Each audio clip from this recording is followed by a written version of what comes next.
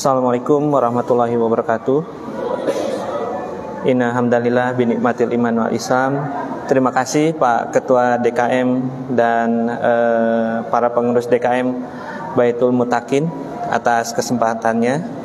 Bapak-bapak undangan yang saya hormati dan saya banggakan, Pak Raihan, Bang Raihan, ketemu lagi kita.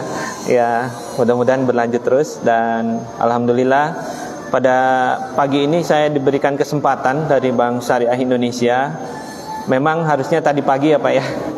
Cuman ada satu dan lain hal, kebetulan saya juga ada keperluan gitu tadi pagi itu. Jadi hanya sempat ngikut kajian sebentar lalu pulang lagi Pak. Dan mungkin lain waktu mudah-mudahan ada kesempatan untuk bisa bersilaturahim dengan jamaah Baitul Mutakin.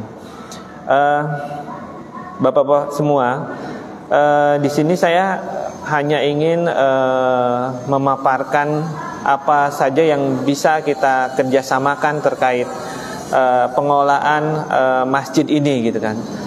Selebihnya mungkin bapak-bapak juga bisa melihat gambaran secara sepintas mengenai Bank Syariah Indonesia itu seperti apa gitu kan.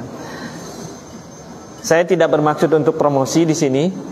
Cuman ya mungkin terselip promosinya gitu kan, jadinya gitu kan, mau nggak mau jadinya gitu kan, mau nggak mau terselip promosinya. Tapi nggak apa-apa, karena saya pun di sini dalam rangka literasi keuangan syariah.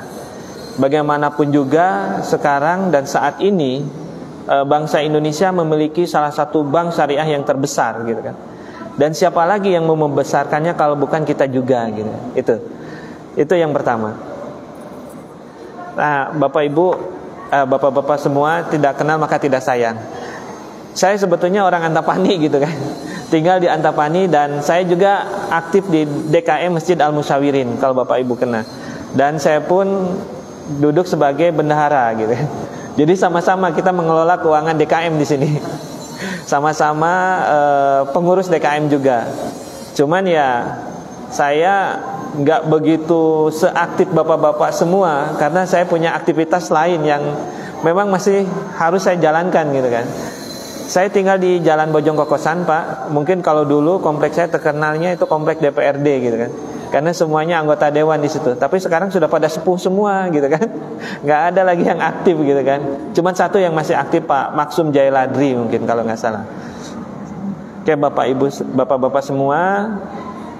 Saya langsung aja ingin memperkenalkan Bank Syariah Indonesia. Nah, ini Bank Syariah Indonesia ini sebetulnya terdiri dari 3 bank dulunya itu. Yang pertama Bank Syariah Mandiri, lalu ada Bank BRI Syariah, lalu ada lagi Bank BNI Syariah. Tahun 2021 kita di merger menjadi satu namanya Bank Syariah Indonesia. Asetnya menjadi 270 triliun. Menjadi 10 besar perbankan dengan beraset terbesar. 10 besar. Nah, posisi kita Bank Syariah Indonesia sekarang nomor 7 Pak. Dengan aset sebesar itu. Kami masih ingin memperbesar aset kami sehingga kami bisa masuk ke jajaran 5 bank nasional terbesar. Dan cita-cita kami, cita-cita pemerintah juga, Bank Syariah Indonesia ini menjadi bank BUMN syariah pertama di Indonesia dan di dunia. Mudah-mudahan terrealisasi. Dan itu rencananya di tahun ini.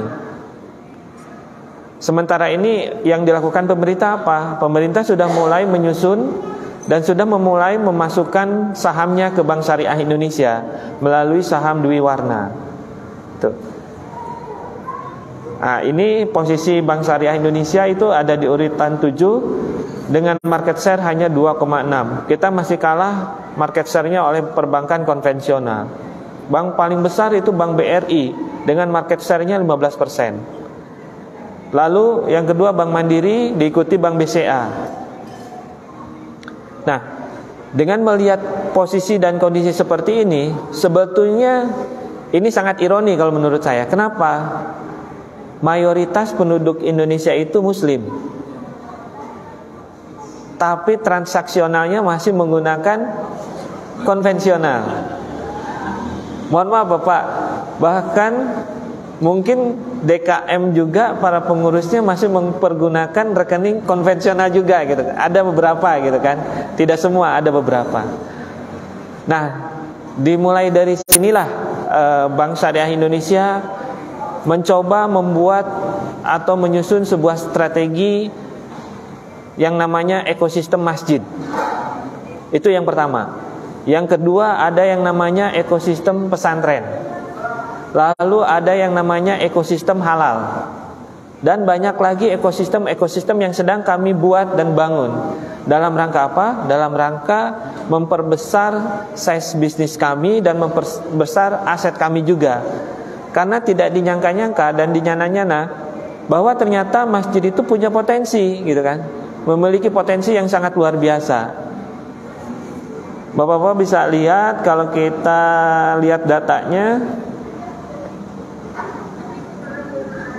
Nah, ini Pak, yang sedang kita bangun. Potensi digital ekosistem Islam. Rumah ibadah atau masjid yang ada di Indonesia itu jumlahnya ada 267.745.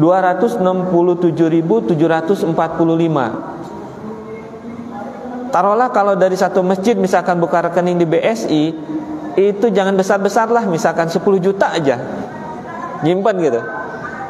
Itu potensinya sangat luar biasa gitu kan. Kalaulah ini bergeser gitu kan ke bank syariah gitu kan, sangat luar biasa. Makanya ketika ada silaturahmi seperti ini, kami sangat senang gitu kalau diundang. Yang pertama tadi saya bilang, kita bisa melakukan literasi, memberikan pemahaman bagaimana konsep bank syariah itu sebetulnya tidak melulu berbisnis gitu kan. Tidak melulu harusnya memikirkan berapa sih untung yang diperoleh atau profit. Kalau dulu ada slogan kami itu bahwa ibadah first atau dakwah first, bisnis follow gitu. Jadi kita silaturahmi dulu, bisnisnya nanti ngikutin aja. Kenapa seperti itu? Karena kalau kita terlalu mengedepankan konsep misalkan, atau terlalu mengedepankan langsung ketemu nasabah itu adalah mengungkapkan, saya mau menawarkan barang ini atau kami ingin mendapatkan keuntungan sebesar ini dari nasabah. Itu pasti nasabahnya kebanyakan bisa lari gitu kan. Tapi kalau kita awali dengan bersilaturahmi, terus berdiskusi, memberikan pemahaman yang clear terkait syariah, itu pasti insya Allah bisnisnya ngikutin gitu kan. Insya Allah bisnisnya akan ngikutin. Tapi kalau tiba-tiba kita bicaranya profit, keuntungan segala macam, mungkin lawan yang diajak bicara kita bingung gitu kan. Apa sih langsung ke profit, apa sih langsung ke keuntungan? Itu biasanya kita lakukan sekarang itu tahapan-tahapan selanjutnya kalau seperti itu. Yang penting yang pertama itu apa? Silaturahminya dulu gitu. Nah, melihat potensi ekosistem Islam yang sangat luar biasa ini, pelan-pelan kami coba garap satu persatu. Tadi saya bilang ada rumah ibadah. Kita mulai dari masjid. Apa yang bisa kita gali atau potensi apa yang ada di masjid ini?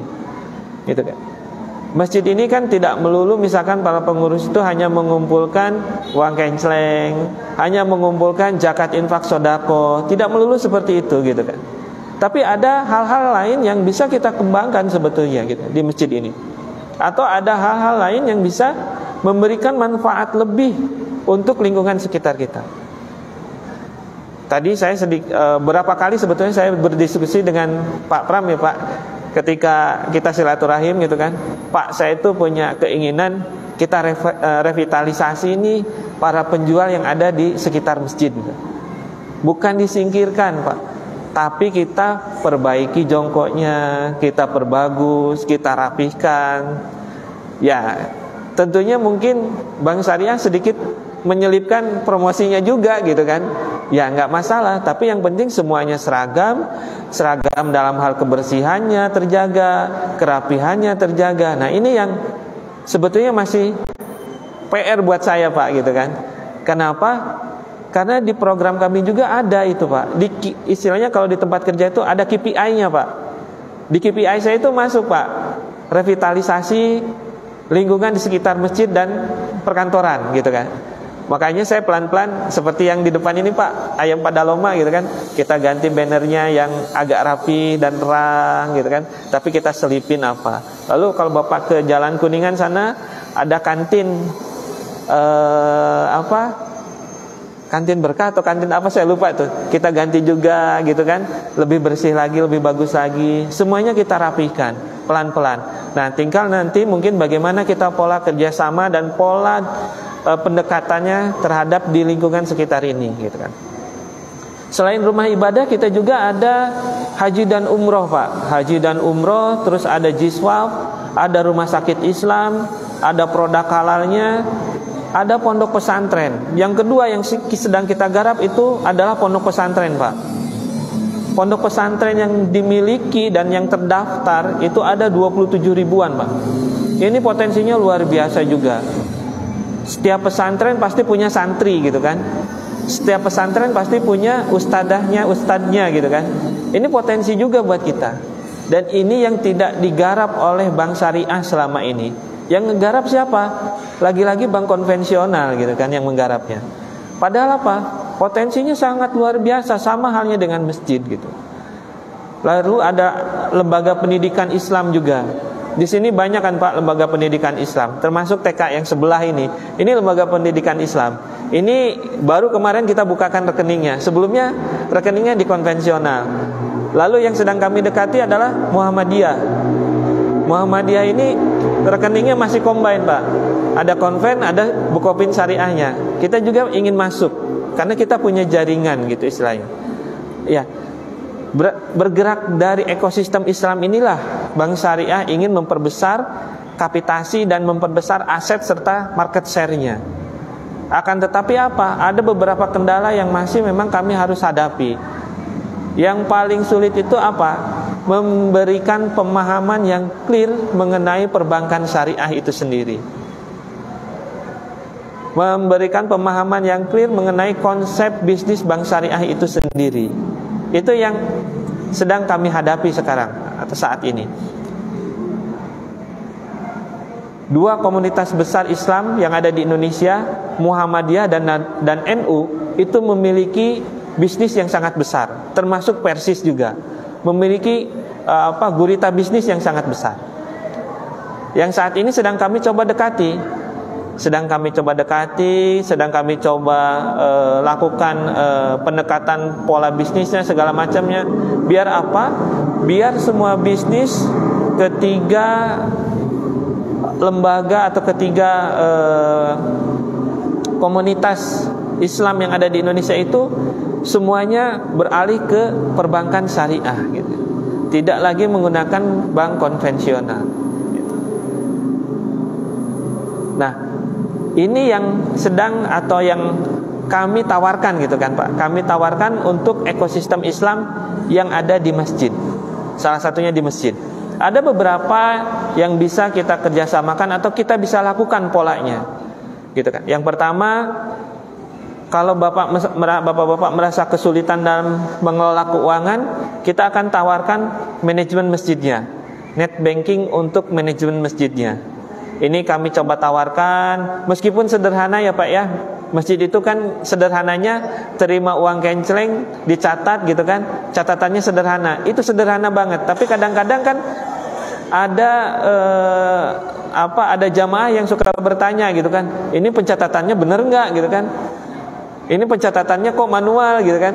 Nah seperti itu kan. Pasti akan ada hal-hal yang selalu ditanyakan seperti itu. Apalagi kalau ternyata terdengar gitu kan, saldo masjidnya besar gitu kan. Wah ini gimana nih saldo masjidnya besar, sama DKM dipakai apa aja nih. Nah untuk pengelolaan atau manajemen seperti itu kita tawarkan Pak. Ada fasilitas net bankingnya. Lalu apalagi kita tawarkan juga ada pelatihan berbasis masjidnya. Kalau tadi misalkan DKM sini kerjasama dengan BSI terus dikirim ke Jogokarian, itu dalam rangka apa? Studi banding saja. Sebetulnya kan pola manajemennya mungkin sama gitu kan, tapi ada nilai plusnya di sana gitu kan. Apa? Nah itu yang harus digali. Sama halnya juga kami kerjasama dengan DKM Darut Tauhid. Waktu itu kita kerjasama dengan Darut Tauhid, terus mengundang beberapa DKM yang ada di kota Bandung juga. Dalam rangka apa? Sama, studi banding gitu kan, studi banding, terus menyamakan persepsi bagaimana cara mengelola keuangan untuk masjid itu gitu kan. Itu kan bagus juga, ada nilai plusnya juga. Kan tidak ada salahnya misalkan bapak-bapak semua para pengurus belajar gitu kan dari tempat lain untuk mengambil nilai positifnya gitu. Lalu apalagi ada kita tawarkan juga yang namanya laku pandai atau BSI Smart.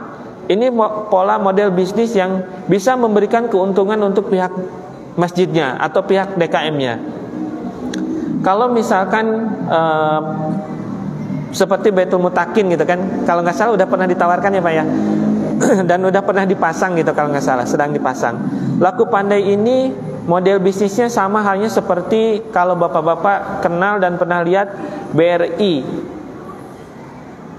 atau warung BRI gitu kan, atau Briling. Nah ini sama seperti itu. Cuman kita yang BRI Smart ini kita kelola secara syariah. Ini bisa memberikan keuntungan, bisa Pak. Karena di sini kita bisa memberikan layanan kepada nasabah. Bentuknya seperti apa? Macam-macam. Bentuknya bisa misalkan nasabah titip transferkan gitu kan, bisa nasabah beli voucher, bisa nasabah melakukan pembelian atau pengisian e-wallet gitu kan, itu bisa. Profitnya buat siapa? Profitnya buat DKM gitu kan. Bisa menambah saldo DKM tanpa harus meminta misalkan atau memungut kepada jamaahnya ketika butuh sesuatu.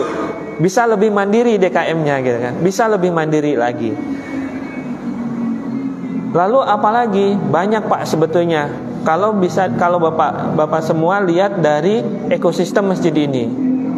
Kita juga bisa memberikan pembiayaan Pak untuk para pengurusnya yang mempunyai misalkan bisnis atau usaha, atau untuk para jamaahnya dengan referensi dari para pengurus DKM-nya. Misalkan para pengurus salah satu pengurus punya usaha warung nasi, bisa nggak kita biayai? Bisa. Nanti kita berikan, limitnya kita atur nanti. Yang berikutnya, tadi Pak saya tawarkan aplikasi pengurus masjid. Jadi ada kelola keuangan masjid, kelola aset masjid, lalu kelola kegiatan masjid. Nah ini bisa kita berikan secara cuma-cuma semuanya. Kami Bank BSI tidak akan memungut biaya apapun. Jadi kami berikan begitu aja. Seperti misalkan kalau rekening Bapak semua atau rekening DKM sudah ada di BSI, benefit-benefitnya nanti akan kami tawarkan. Ya salah satu contohnya misalkan tadi kita ingin studi banding kemana gitu misalkan. Ya kalau misalkan itu masih masuk di akal, kita berikan gitu. Atau misalkan kita pengen pelatihan UMKM di masjid, boleh kita sediakan instrukturnya, kita fasilitasi, kita berikan anggarannya. Bahkan saat ini kita sudah kerjasama dengan UIN Sunan Gunung Jati dan Universitas Pajajaran itu mengeluarkan pelatihan sertifikasi halal.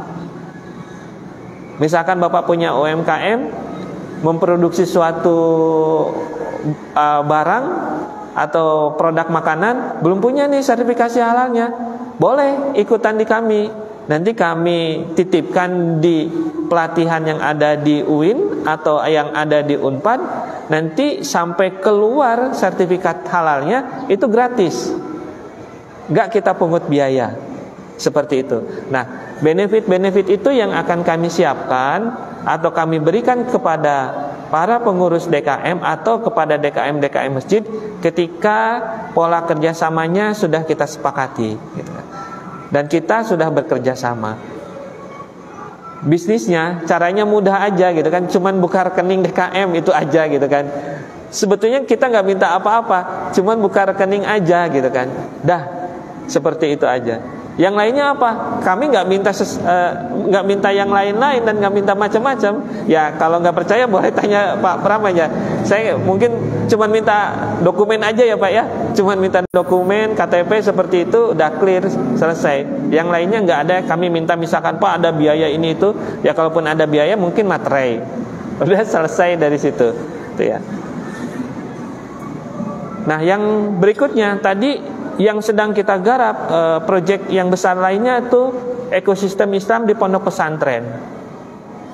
Ini yang masih kami coba untuk lakukan penetrasi lebih lanjut lagi dan lebih dalam lagi. Karena ternyata di pondok pesantren itu luar biasa sekali.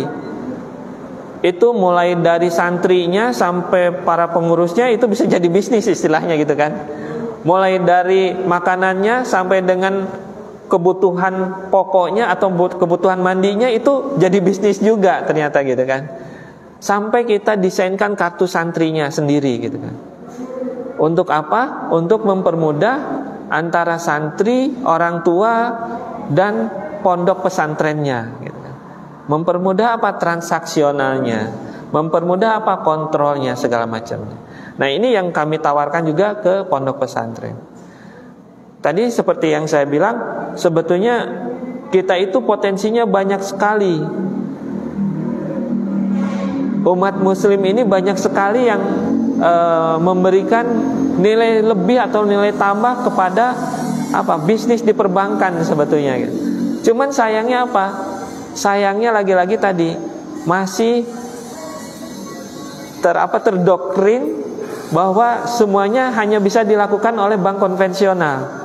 Pada kenyataannya kan enggak. Kita sekarang secara peer to peer, secara head to head itu sudah apa? Sudah sangat bersaing dengan bank konvensional.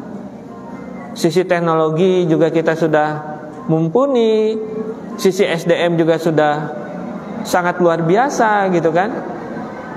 Ditambah lagi sekarang bangsa Indonesia punya satu bank syariah yang sangat luar biasa kalau menurut saya.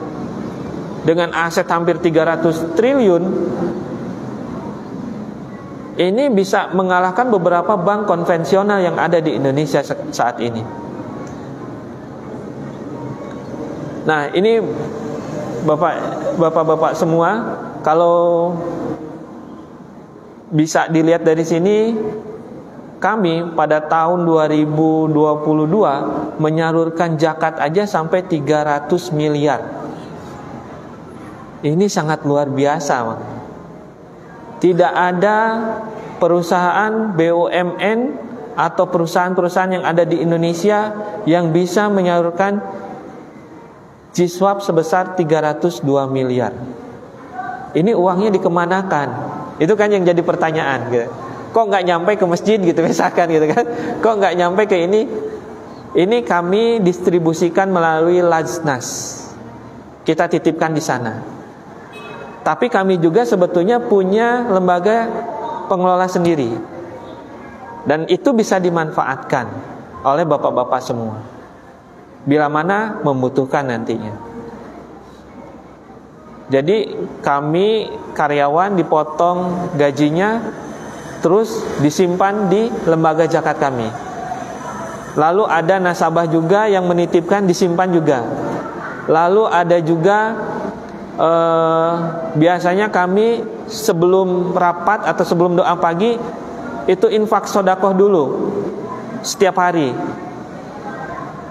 Karena mobile banking kami sangat support gitu kan. Apalagi kalau bapak-bapak semua pernah pakai mobile banking kami, biasanya setelah selesai transaksi itu muncul layar infak zakat sodakoh, ya kan?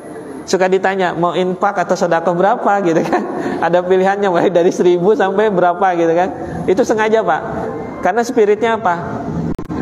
Kita itu bukan hanya berbisnis tapi juga rahmatan lil alamin gitu kan? Itu rahmatan lil alamin. Bisnis iya gitu kan? Tapi memikirkan untuk next kita nanti di akhirat itu juga kita harus pikirkan, itu harus seperti apa gitu kan? Tidak melulu bisnis gitu. Nah, ini sebagai bukti bahwa memang Bank Syariah Indonesia ini cukup besar gitu kan, cukup besar. Tapi akan jauh lebih hebat dan kuat dan besar lagi ketika disokong oleh masyarakat Indonesia yang memang mayoritas Muslim gitu kan. Caranya seperti apa? Ya tadi sederhana Pak, buka rekening dan transaksilah di Bank Syariah Indonesia. Itu aja. Kita nggak minta apa-apa gitu kan. Kalau misalkan Bapak pinjam aja di kita gitu kan, Bapak ini aja ngajuin pembiayaan atau ngajuin kredit di kita, nggak sampai situ juga nggak apa-apa Pak, buka rekening aja, transaksi menggunakan Bank Syariah Indonesia gitu. Atau setiap datang ke masjid kan ada QRIS tuh di depan Pak gitu kan, cukup sorot QRIS-nya, zakat infak sedekah lewat situ udah transaksi gitu kan. Jangan sorot QRIS yang misalkan Bank BRI, Bank Mandiri yang konvensional, pakailah yang syariah. Terkadang kami juga kalau belanja Pak, kalau disodorin mesin edisi itu pilih dulu Pak, ada yang syariah nggak? Kalau nggak ada, ya udah pakai apa deh, pakai transfer atau apa gitu kan? Karena kita pengennya selalu melakukan transaksi menggunakan bank syariah. Tuh. Nah, jadi itu mungkin Bapak yang bisa saya sampaikan sementara, dan saya sangat berharap dukungan dan sokongan dari, ya kalau untuk skup yang kecil gitu kan, dukungan dan sokongan dari warga Antapani lah gitu kan, dari warga Antapani sekitar, dari DKM Antapani sekitar. Untuk apa? Untuk membesarkan bank syariah ini gitu. Jangan sampai kita punya bank syariah yang sudah besar, yang sudah dibangun, menurut saya sangat luar biasa pengorbanannya Pak. Karena apa? Menggabungkan 3 bank itu tidak mudah. Dalam tempo 2 tahun kami harus istilahnya berkolaborasi dengan 3 culture yang berbeda Pak. BSM memiliki culture sendiri, BNI memiliki culture sendiri, BRI Syariah juga memiliki culture sendiri. Dan banyak sekali pengorbanan kami ketika kami digabungkan gitu kan. Ya tentunya SDM kami ada yang dikurangin gitu kan, jumlah cabang kami berkurang, sehingga apa? Kami Bank Syariah bisa menjadi lebih solid Pak, lebih solid, apalagi kalau didukung oleh pertama stakeholdernya, oleh pemerintah, yang kedua oleh masyarakatnya gitu kan, didukung juga. Nah, oleh karena itu kami Bank Syariah Indonesia sangat berharap banyak sokongan dan dukungan dari bapak-bapak semua para pengurus DKM untuk sama-sama kita mensiarkan dan meliterasikan Bank Syariah itu sendiri. Bank Syariah di Indonesia ada beberapa Pak, ada BSI, ada Muamalat gitu kan. Ya, saya tidak terpatok untuk bapak-bapak mempergunakan Bank Syariah Indonesia sebetulnya. Kalau di sini gitu kan, silakan pakai bank syariah yang ada gitu kan. Tapi saya titip, besarkanlah bank syariah Pak. Selagi ada bank syariah sebagai pilihan, pakailah bank syariah gitu kan. Jangan menggunakan bank konvensional gitu kan. Pakailah bank syariah. Mau bank syariah Indonesia, mau pakai bank Muamalat, mau pakai misalkan niaga syariah atau apa, ya pakailah yang syariah gitu kan untuk saat ini. Karena sudah ada pilihan gitu kan. Kalau belum ada pilihan ya bolehlah gitu kan. Tapi kalau sekarang kan sudah ada pilihan gitu kan. Itu mungkin dari saya. Terima kasih atas waktunya. Mohon maaf apabila ada kekurangan datangnya dari saya pribadi. Terima kasih. Billahi taufiq wal hidayah. Wassalamualaikum warahmatullahi wabarakatuh.